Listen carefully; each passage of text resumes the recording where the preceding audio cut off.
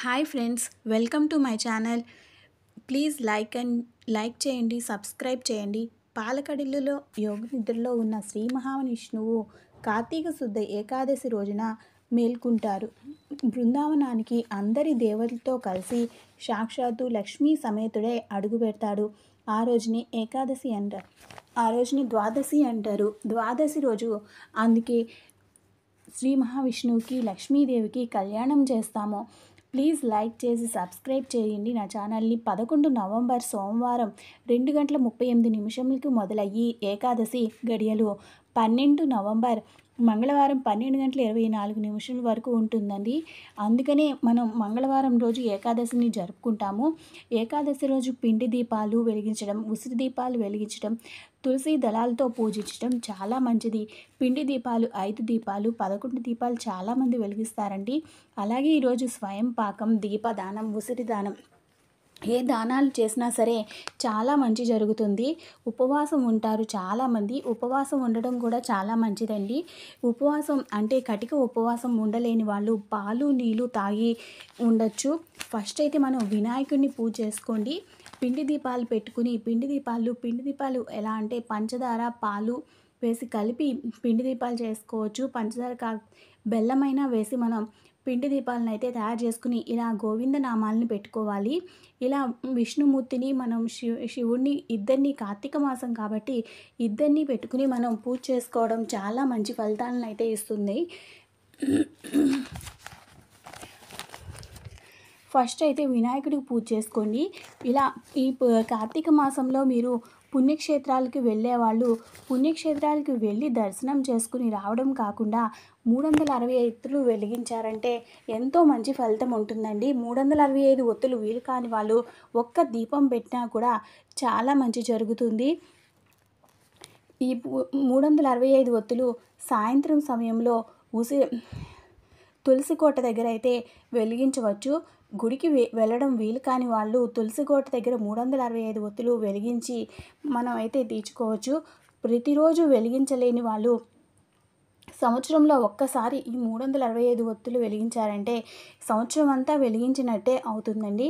ఇలా పిండి దీపాలు పెట్టుకుని 5 లేక 11 మీరు పిండి దీపాలు పెట్టుకోండి. పిండి దీపాల్లో నువ్వుల నూనె, కొబ్బరి నూనె, ఆవు నెయ్యి ఏది వీలుంటే అది వేసుకుని 3 ఒత్తుల్ని ఒక ఒత్తుగా చేసుకుని ఒత్తులు వేసుకుని దీపాలు అయితే వెలిగించుకోవాలండి. ఉసిరి దీపాలు చాలా మంచిది. ఉసిరి దీపం వెలిగించడం కూడా ఉసిరి దీపాలకి ఇలా గొబ్బమ్మ ఒత్తులు చేసుకుని ఆవు నెయ్యిలో ముంచి ఆవు నెయ్యి దీపం అయితే చాలా మంచి ఫలితాలు అయితే మనకి కలుగుతాయి.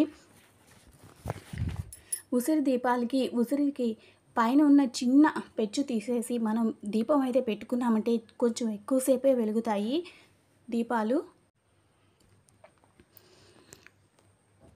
ఇలా పిండి దీపాలు చేసి పెట్టుకుని ఉసిరి దీపాలు అన్నీ రెడీ చేసి పెట్టుకోండి. తర్వాత మనం అగరబత్తితో కానీ ఏకహారతితో కానీ దీపాలను అయితే వెలిగించుకోండి. ఇలా విష్ణు సహస్రనామం ఫస్ట్ మనం ఏ పూజ మొదలెట్టినా కానీ ఏ పూజ చేసినా మొదట అయితే మనం వినాయకునికి పూజ చేస్తాం కదా. ఫస్ట్ వినాయకునికి మనం పూజనైతే మొదలెట్టి వినాయకుని పూజ చేసుకుని తర్వాతనే విష్ణుమూర్తికి శివయ్యకి పూజ చేసుకోవాలి. విష్ణు సహస్రనామం చదువుకోండి, శివ అష్టోత్తరం చదువుకోండి. మీకు బిల్వాష్టకం ఎన్ని వీలైతే అన్ని మీరు చదువుకోండి. ఇప్పుడు చేసే పూజలు ఎంతో ఫలితాన్ని ఇస్తాయండి. మీరు ఎప్పుడూ చేయకపోయినా పర్వాలేదు, ఈ ఒక్కసారికి మీరు ఇలా ఈ నెల రోజులు పూజలు చేశారంటే ఎంతో మంచి ఫలితాలు అయితే ఉంటాయి.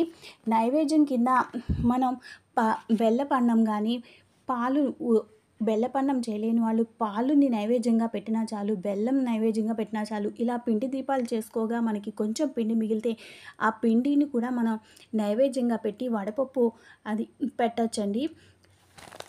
కొబ్బరికాయ అయితే కొట్టుకోండి. కొబ్బరికాయ కొట్టి చూపించిన చాలా మంచి ఫలితం వస్తుంది. అగరబత్తులు పొగ చూపించిన తర్వాత ఆ ధూప్ స్టిక్స్ను కూడా మనం వెలిగించి పొగనైతే చూపించుకోవాలి. వినాయకునికి అక్షింతలతో పూజ అయితే చేసుకోండి.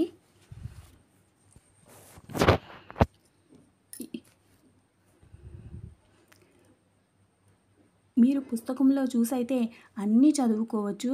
మీకు వీలైనంత ఇదిగా పుస్తకంలో చదవలేని వాళ్ళు ఫోన్ పెట్టుకుని కూడా ఏకాదశి పూజ అనేది చేయండి. ఉపవాసం ఉండలేము అనుకున్న వాళ్ళు కూడా మనం ఈ పూజనైతే చేసుకోవచ్చండి. ఏకాదశి పూజ. ఉపవాసం ఏం లేదండి. చాలా సింపుల్‌గా ఉండొచ్చు. ఏమి తినక్కర్లేదు. కటిక ఉపవాసం ఏమి చేయమని ఏ భగవంతుడు మనకి చెప్పడండి. పాలు తాగొచ్చు, నీళ్ళు తాగొచ్చు, ఫ్రూట్స్ తినొచ్చు. అలా తిని కూడా మనం ఉపవాసాన్నయితే చేయొచ్చు. ఇంకా ఏంటంటే మంగళవారం ఈ ఏకాదశి వస్తుంది. సాయంత్రము ద్వాదశి పూజ చేసుకున్నాక ఉపవాసాన్నయితే విరమించవచ్చు. లేదు ద్వాదశి మేము కంటిన్యూ చేస్తాము అన్నవాళ్ళు ద్వాదశి పూజను కూడా మనం చేసుకొని తర్వాత ఉపవాసాన్ని విరమించవచ్చు. పీఠం ఎప్పుడు కదపాలి అంటే మంగళవారం, బుధవారం ద్వాదశి పూజ చేసుకుంటాం కాబట్టి గురువారం అయితే పీఠం కలపండి. ఈ పువ్వుల్ని, పిండి దీపాలైతే మనం చెట్ల మొదల్లో వేసేయచ్చు. వాటర్‌లో వేసి కలిపేసి, లేదు ఆవులొస్తే ఆవుకైనా పెట్టొచ్చండి. మీరైతే పూజని ఇలా చేసుకోండి. Thank you for watching. Please like చేయండి, సబ్స్క్రైబ్